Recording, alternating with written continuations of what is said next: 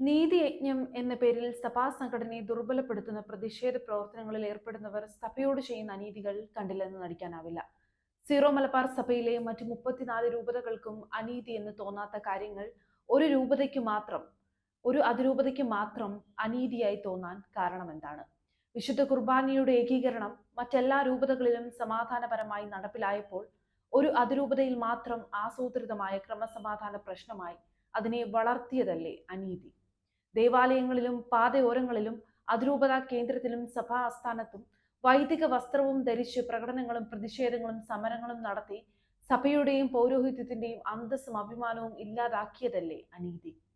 സഭാ സിനഡ് തീരുമാനിച്ചതും മാർപ്പാപ്പ അംഗീകരിച്ചതുമായ ഔദ്യോഗിക വിശുദ്ധ കുർബാന അർപ്പണത്തെ ചില സംഘടനകളെ കൂട്ടുപിടിച്ച് അക്രമം നടത്തുമെന്ന് ഭീഷണിപ്പെടുത്തി തടസ്സപ്പെടുത്തുന്നതല്ലേ അനീതി?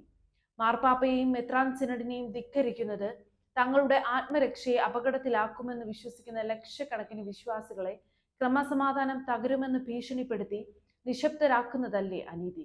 ഞായറാഴ്ചകളിലും കടമുള്ള തിരുനാളുകളിലും ഒരു ഏകീകൃത വിശുദ്ധ കുർബാനയെങ്കിലും അർപ്പിച്ച് അനുരഞ്ജനത്തിന്റെ പാത തുറക്കാമെന്ന് എഴുതി ഒപ്പിട്ട് കൊടുത്തിട്ട് പകുതിയിലധികം ഇടവക ദേവാലയങ്ങളിലും ജനാഭിമുഖ കുർബാന തന്നെ തുടർന്ന് മേൽപ്പട്ടക്കാരെയും വിശ്വാസികളെയും കബളിപ്പിച്ചതല്ലേ അനീതി? ഇടവകകളിൽ നിലവിലുള്ള സമയക്രമം അനുസരിച്ച് വിശുദ്ധ കുർബാന അർപ്പിക്കാതെ പങ്കെടുക്കാൻ താല്പര്യമുള്ള വിശ്വാസികൾക്ക് അസൗകര്യമാകും വിധം ഉച്ചയ്ക്കും രാത്രിയിലും മുൻകൂട്ടി അറിയിക്കാതെയും വിശുദ്ധ കുർബാന അർപ്പണത്തെ പ്രഹസനമാക്കിയതല്ലേ അനീതി?